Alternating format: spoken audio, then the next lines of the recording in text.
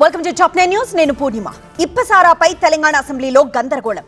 Delimitation పై ఇష్టానుసారం మాట్లాడుతున్నారన్న MP Raghunandan Rao.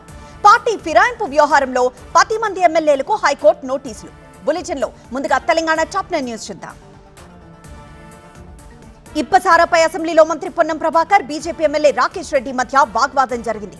ఇప్పసారాకు Indiramma పేరు పెట్టొద్దన్నారు BJP MLA Rakesh Reddy. ఈ వ్యాఖ్యలపై మంత్రులు మండిపడ్డారు. ఇందిరమ్మ పేరు ప్రస్తావించడంపై అభ్యంతరం వ్యక్తం చేశారు. రాకేష్ రెడ్డి వ్యాఖ్యలు రికార్డుల నుంచి తొలగించాలని, రాకేష్ రెడ్డి క్షమాపణ చెప్పాలని డిమాండ్ చేశారు. తానేమీ తప్పుగా మాట్లాడలేదన్నారు రాకేష్ రెడ్డి. అనేక పథకాలకు ఇందిరమ్మ పేరు పెట్టారని, ఇప్పసారా తయారు చేస్తే ఇందిరమ్మ పేరు పెట్టకండి అని మాత్రమే చెప్పానన్నారు. ఇందిరాగాంధీ అంటే తమకు కూడా గౌరవమేనని రాకేష్ రెడ్డి స్పష్టం చేశారు. ఇందిరమ్మను అవమానించలేదని, క్షమాపణ చెప్పాల్సి వస్తే చెబుతా అన్నారు రాకేష్ రెడ్డి. హరీష్ రావు, మంత్రి శ్రీధర్ బాబు మధ్య మాటల యుద్ధం జరిగింది. సభలో ప్రవేశపెట్టిన goods and service tax bill features ఏంటో చెప్పాలన్నారు హరీష్ రావు. దీనిపై ఇంకా ప్రిపేర్ కాలేదా అంటూ హరీష్ రావు సెటార్లు వేశారు. దీంతో హరీష్ రావుపై మంత్రి శ్రీధర్ బాబు ఆగ్రహం వ్యక్తం చేశారు. రాష్ట్రంలో మద్యం విచ్చలవిడిగా దొరుకుతోందన్నారు BJP MLA Payal Shankar. Bike కు పెట్రోల్ దొరకడం లేదు కానీ మందు దొరుకుతోందన్నారు.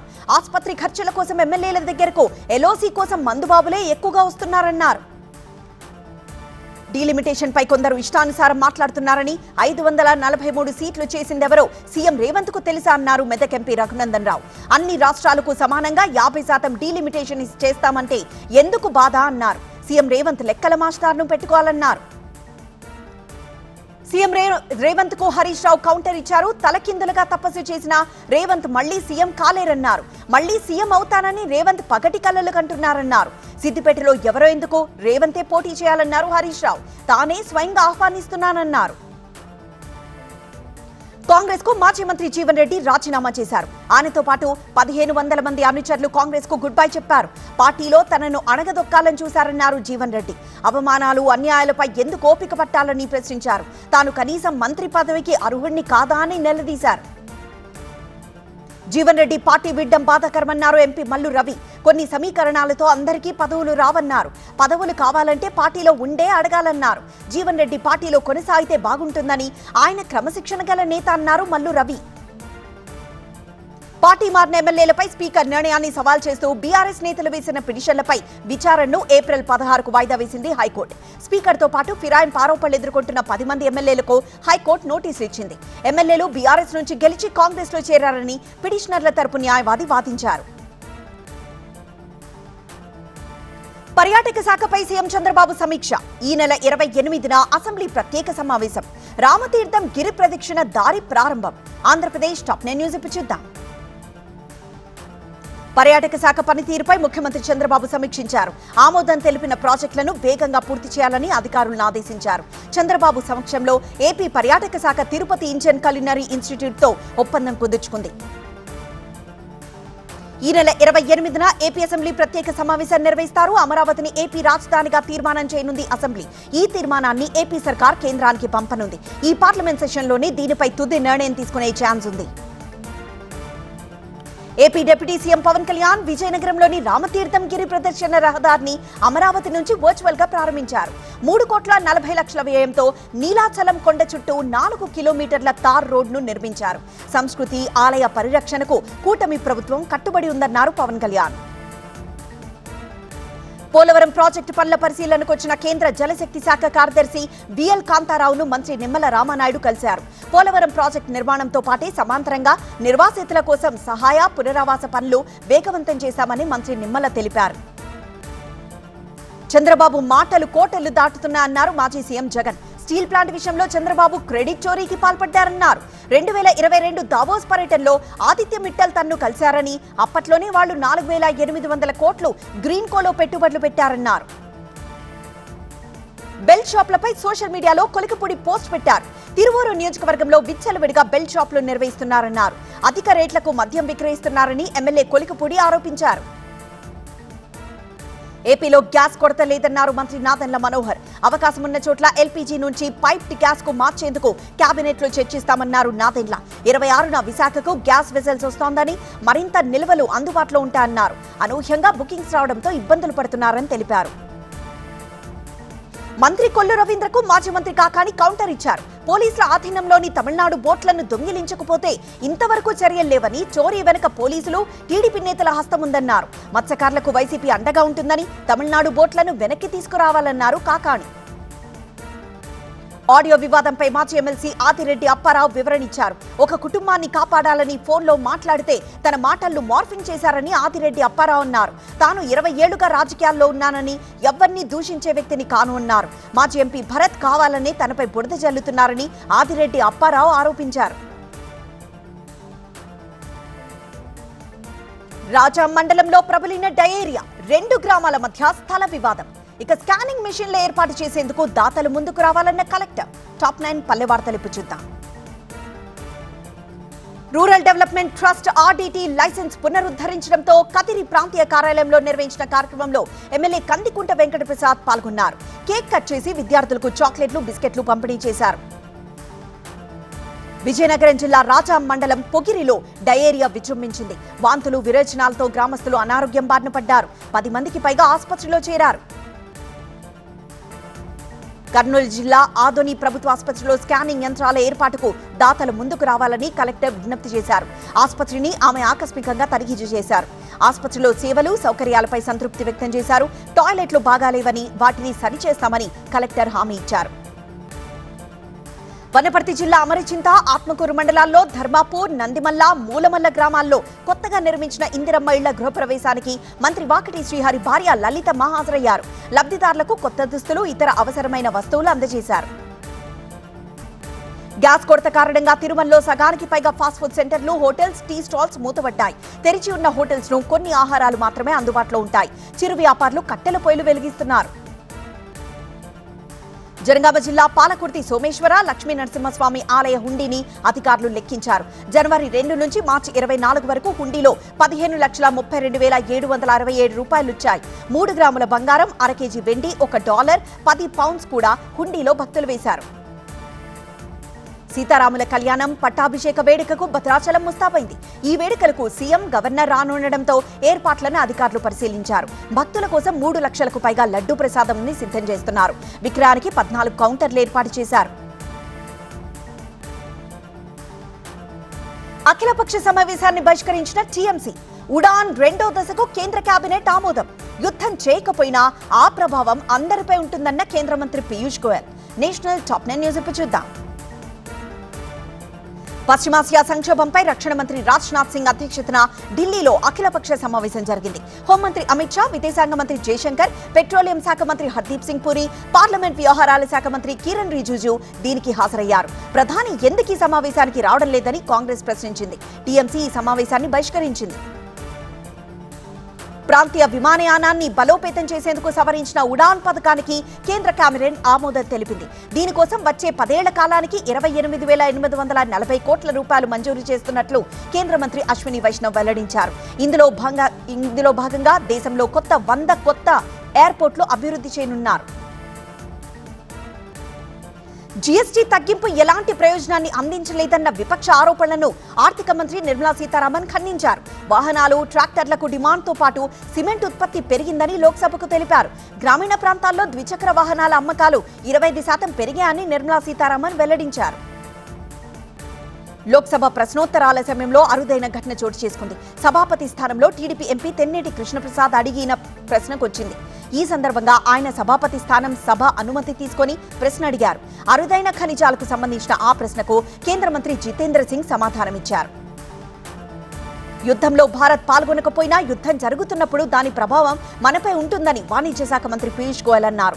ఆ సవాళ్లను ఎదుర్కొనేందుకు దేశమంతా ఒక్కటిగా నిలవాల్సిన అవసరం ఉందని సూచించారు. ఈ విషయంలో బాధ్యతాయుత నగల తయారీదారుల కృషి కూడా అవసరమని గోయల్ అన్నారు. కేరళ అప్పులు 6 లక్షల కోట్ల రూపాయలకు చేరుకుంటుందని కాంగ్రెస్ అధ్యక్షుడు మల్లికార్జున ఖర్గే ఆందోళన వ్యక్తం చేశారు. ప్రతి మలయాళీపై 1,70,000 రూపాయల అప్పుందని కొచ్చి సభలో అన్నారు. ఎల్డీఎఫ్ నాయకులు దేవుణ్ణి కూడా వదలలేదని, శబరిమల ఆలయ బంగారాన్ని కూడా దోచుకున్నారని తెలిపారు. 10 ఏళ్లు కేరళలో అధికారంలో ఉన్న లెఫ్ట్ ఫ్రంట్ ప్రభుత్వం ఒక్కరికి కూడా ఉద్యోగం ఇవ్వలేదని కాంగ్రెస్ నేత రాహుల్ గాంధీ ఆరోపించారు. కేరళ ప్రజలు తమను ప్రశ్నించడాన్ని కమ్యూనిస్టులు, కమలనాథులు జీర్ణించుకోలేరన్నారు. సోనియా గాంధీ అనారోగ్య కారణంగా ప్రచారానికి వెళ్లలేకపోయిన రాహుల్ గాంధీ వర్చువల్ గా మాట్లాడారు. కేరళ వైనాడ్ పునరావాస చర్యల కోసం 10 కోట్ల రూపాయలు కేటాయించాలని కర్ణాటక సర్కార్ తీసుకున్న నిర్ణయాన్ని బీజేపీ తప్పుపట్టింది. రాజకీయ ప్రయోజనం కోసమే ఈ కేటాయింపని విమర్శించింది. కర్ణాటకలో తాగునీటి సమస్యలు, రోడ్డుపై గోతులు, రైతుల కష్టాలు కనిపించడం లేదా అని బీజేపీ ఎంపీ తేజస్వి సూర్య ఎక్స్ వేదికగా ప్రశ్నించారు. వందే మాతర గేయం పాడడంపై కేంద్ర హోంమంత్రిత్వ శాఖ సర్క్యులర్ ను సవాల్ చేస్తూ దాఖలైన పిటిషన్ను సుప్రీంకోర్టు కొట్టేసింది. ఆ సూచనలు తప్పనిసరేం కాదని, పిటిషన్ చాలా ముందుగా దాఖలు చేశారని ప్రధాన న్యాయమూర్తి జస్టిస్ సూర్యకాంత్ నేతృత్వంలోని ధర్మాసనం స్పష్టం చేసింది. కేరళలో జోరందుకున్న ప్రచారం. తొలి జాబితా విడుదల చేసిన అన్నాడీఎంకే ఎల్ఈడీ లైట్లతో పోలింగ్ గుర్తులు.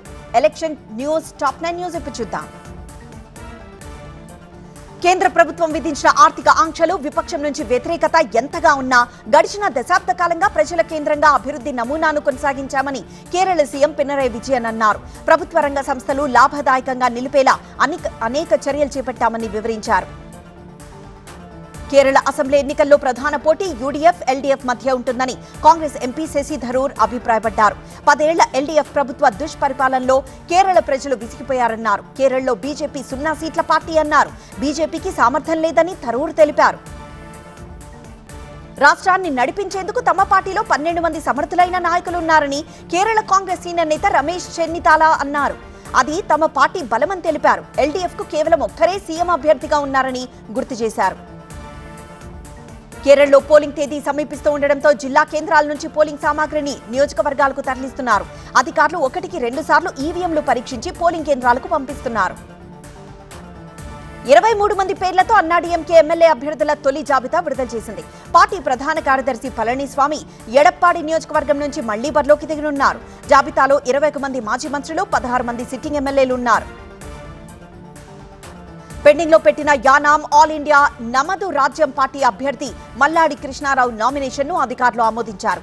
మల్లాడి కృష్ణారావు నామినేషన్ పై కాంగ్రెస్ అభ్యర్థి అభ్యంతరం చెప్పడంతో నిన్న నామినేషన్ ను పెండింగ్ లో ఉంచారు.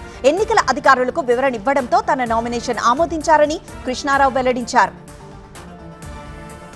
తమిళనాడు పుదుకొట్టేకు చెందిన ఒక ఆవిష్కర్త రాత్రి వేళ ఎన్నికల ప్రచారం కోసం పార్టీ గుర్తులతో కూడిన ఎల్ఈడీ లైట్లు తయారు చేశారు. ఇవి ఉంటే రాత్రి వేళ నిర్వహించే ర్యాలీల్లో జనరేటర్ల అవసరం ఉండదని తెలిపారు. అన్ని పార్టీల గుర్తులతో వీళ్లు ఎల్ఈడీ లైట్లు తయారు చేస్తున్నారు. ఓటర్ల జాబితా నుంచి నిజమైన ఓటర్ల పేర్లు తొలగింపుపై బెంగాల్ సీఎం మమతా బెనర్జీ సందేహం వ్యక్తం చేశారు. ఎన్నికలు సజావుగా జరుగుతాయా అని ప్రశ్నించారు. గుర్తింపు, పౌరసత్వం గురించి ప్రశ్నలు లేవనెత్తుతున్నారని నిలదీశారు. మతపరమైన కార్యక్రమాలకు అనుమతి విషయంలో బెంగాల్ యంత్రాంగం ద్వంద్వ ప్రమాణాలు అనుసరిస్తోందని బీజేపీ జాతీయ అధ్యక్షుడు నితిన్ నబీన్ ఆరోపించారు. నమాజ్ చేసుకునేందుకు అనుమతిస్తున్నారు, అదే పూజా మండపాల ఏర్పాటుకు అనుమతి నిరాకరిస్తున్నారని తెలిపారు. అనుమతుల కోసం ప్రజలు హైకోర్టును ఆశ్రయించాల్సిన పరిస్థితి ఏర్పడిందని నితిన్ నబీన్ అన్నారు. అదనపు ఛార్జీలు విధించే హోటళ్లకు ప్రభుత్వం హెచ్చరిక. పీఎన్జీకి ప్రాధాన్యమిస్తున్నామన్న పెట్రోలియం మంత్రిత్వ శాఖ. యూట్యూబ్ తో కేంద్రం సాంస్కృతిక శాఖ ఒప్పందం. మెట్రో టాప్ 9 న్యూస్ ఇప్పుడు చూద్దాం. ఎల్పీజీ ఛార్జీలు, ఇంధన ధర రికవరీ, గ్యాస్ సర్చార్జ్ పేరుతో అదనపు ఛార్జీలు విధించరాదని హోటళ్లు, రెస్టారెంట్లను కేంద్ర వినియోగదారుల రక్షణ ప్రాధికార సంస్థ సీసీపీఏ హెచ్చరించింది. వర్తించే పన్నులు మాత్రమే విధించాలని స్పష్టం చేసింది. ఉల్లంఘనకు పాల్పడిన వారిపై కఠిన చర్యలుంటాయని తెలిపింది. ప్రస్తుతానికి గృహ పీఎన్జీ సరఫరాకు ప్రాధాన్యత ఇస్తున్నామని పెట్రోలియం మంత్రిత్వ శాఖ తెలిపింది. దేశంలో తగినంత పెట్రోల్ నిల్వలున్నాయని ఆ శాఖ అధికారులు స్పష్టం చేశారు. కంగారు పడి పెట్రోల్, డీజిల్ కొనుక్కోవాల్సిన అవసరం లేదని ఆ శాఖ జాయింట్ సెక్రటరీ సుజాత శర్మ ప్రజలకు విజ్ఞప్తి చేశారు. భారతదేశపు ఘనమైన వైవిధ్యభరిత సంగీత సంప్రదాయాలను విశ్వవ్యాప్తం చేసేందుకు యూట్యూబ్ తో సాంస్కృతిక మంత్రిత్వ శాఖ అవగాహన ఒప్పందం కుదుర్చుకుంది.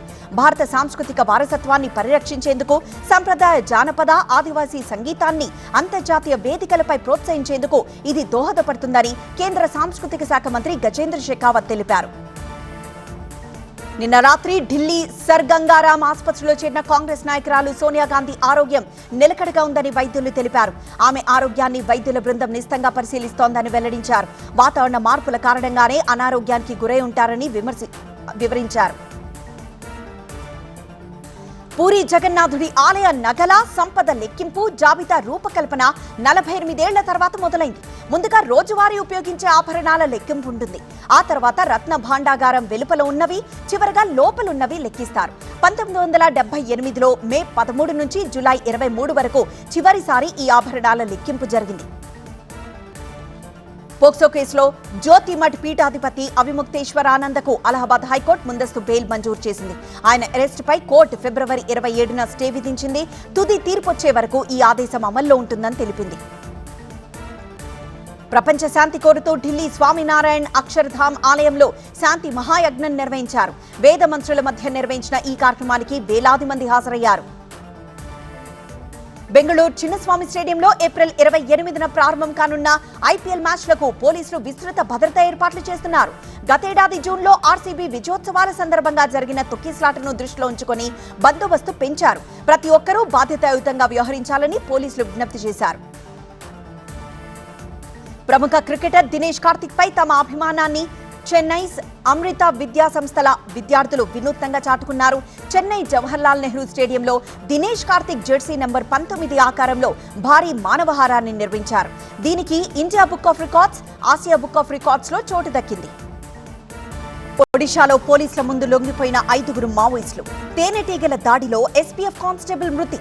సైబర్ నేరగాళ్లను పట్టుకున్న ఢిల్లీ పోలీసులు. క్రైమ్ టాప్ 9 న్యూస్ ఇప్పుడు చూద్దాం. మావోయిస్ట్ అగ్రనేత సుక్రు మరో 4 మావోయిస్టులు ఒడిషా కంధమాల్లో పోలీసుల ముందు లొంగిపోయారు. తమ ఆయుధాలు కూడా సమర్పించారు. సుక్రుపై 55 లక్షల రూపాయల రివార్డు ఉంది. వికారాబాద్ జిల్లా పరిగి మండలం లక్ష్మీదేవిపల్లి స్టీల్ కంపెనీలో భారీ పేలుడు సంభవించింది. మంటలు భారీగా ఎగిసిపడ్డాయి. చుట్టుపక్కల దట్టమైన పొగలు కమ్ముకున్నాయి. నెల్లూరు జిల్లా ఉదయగిరి పోస్ట్ ఆఫీసులో దొంగలు పడ్డారు. ఆఫీస్ వెనకవైపున్న తలుపులు పగలగొట్టి అక్కడి పోస్ట్ మ్యాన్ బ్యాగ్లోని 7,000 రూపాయలు ఎత్తుకు వెళ్లారు. తిరుపతి నుంచి హైదరాబాద్ వెళ్తున్న ట్రావెల్స్ బస్ టైర్ పేలి పొలాల్లోకి దూసుకువెళ్లింది. ప్రమాద ధాటికి బస్సు డివైడర్ అవతల వైపు రోడ్డు దాటి పొలాల్లోకి దూసుకువెళ్లింది. ఆ సమయంలో అటు నుంచి వాహనాలు రాకపోవడంతో పెను ప్రమాదం తప్పింది. అంబేద్కర్ కోనసీమ జిల్లా ఉప్పులగుప్తం మండలం పరిధిలో 2021 ఏప్రిల్ 25న జరిగిన సామూహిక అత్యాచార కేసులో 3 నిందితులకు రాజమండ్రి కోర్టు యావజ్జీవ కారాగార శిక్ష విధించింది. కర్ణాటక బీదర్ పోలీసులు అంతరాష్ట్ర దొంగల ముఠాను అరెస్ట్ చేసి చోరీ చేసిన బంగారం, వెండిని స్వాధీనం చేసుకున్నారు. మరో ఘటనలో హైదరాబాద్ నుంచి మహారాష్ట్రకు తరలిస్తున్న 84 కేజీల గంజాయిని పోలీసులు పట్టుకున్నారు. డిజిటల్ అరెస్ట్, ఫేక్ ఐపీఓ, అధిక రాబడి పెట్టుబడి పేరుతో జనాన్ని మోసం చేస్తున్న 6గురిని ఢిల్లీ పోలీసులు అరెస్ట్ చేశారు. వీరి నుంచి 19 లక్షల రూపాయల నగదుని రికవర్ చేశారు. వరుసగా రెండో రోజు కళకళలాడిన స్టాక్ మార్కెట్. మరింత క్షీణించిన రూపాయి విలువ. నకిలీ యాప్స్ నుంచి పెట్టుబడిదారులను రక్షించేందుకు సెబీ ప్రయత్నాలు. బిజినెస్ టాప్ 9 న్యూస్ ఇప్పుడు చూద్దాం. చమురు ధరలు తగ్గడం, యుద్ధం సమసిపోతుందనే అంచనాల మధ్య స్టాక్ మార్కెట్ వరుసగా రెండో రోజు లాభాలు నమోదు చేసింది. సెన్సెక్స్, నిఫ్టీ దాదాపు 2% పెరిగాయి. సెన్సెక్స్ 1205 పాయింట్లు, నిఫ్టీ 394 పాయింట్లు లాభపడింది. హైదరాబాద్ మార్కెట్లో 24 క్యారెట్ల బంగారం 10 గ్రాముల ధర 1,50,000 రూపాయలకు దిగువనే కొనసాగుతోంది. 10 గ్రాముల ధర 3,760 రూపాయలు పెరిగి 1,46,670 రూపాయలకు చేరింది. వెండి కేజీ ధర 10,000 రూపాయలు పెరిగి 2,60,000కు చేరుకుంది. రూపాయి విలువ మరోసారి రికార్డు స్థాయి పతనాన్ని చూసింది. డాలర్తో 29 పైసలు నష్టపోయింది. 94.05 దగ్గర స్థిరపడింది. ఎగుమతులు నిలిచిపోవడంతో తమిళనాడు నామక్కల్లోని కోడిగుడ్ల ధరలు మరింత తగ్గాయి. 3 రోజుల్లోనే ఒక గుడ్డు ధర 40 పైసలు తగ్గింది. ఇప్పుడు అక్కడ ఒక్క గుడ్డు ధర ₹4.05గా ఉంది. గల్ఫ్ యుద్ధాన్ని సాకుగా చూపిన దళారులు ధరలు తగ్గించడంతో పసుపు రైతులు ఆందోళన చెందుతున్నారు. నిన్న మొన్నటి వరకు 14,000 రూపాయలు క్వింటా పలికిన పసుపు ఇప్పుడు ఏకంగా 9,000 రూపాయలకు పడిపోయింది. ప్రకాశం జిల్లా కందుకూరు 26వ వేలం కేంద్రంలో పొగాకు కొనుగోళ్లు మొదలయ్యాయి. ప్రారంభ ధర కేజీ ₹250గా నిర్ణయించిన కొనుగోళ్లకు శ్రీకారం చుట్టారు. గతేడాది కంటే ఇది ₹30 తక్కువ అని పొగాకు రైతులు ఆవేదన వ్యక్తం చేస్తున్నారు. డిజిటల్ మోసాల నుంచి పెట్టుబడిదారులను కాపాడేందుకు వెరిఫైడ్ యాప్ లేబుల్ విధానాన్ని సెబీ ప్రారంభించింది. గూగుల్ సహకారంతో ఈ విధానాన్ని అమల్లోకి తెచ్చారు.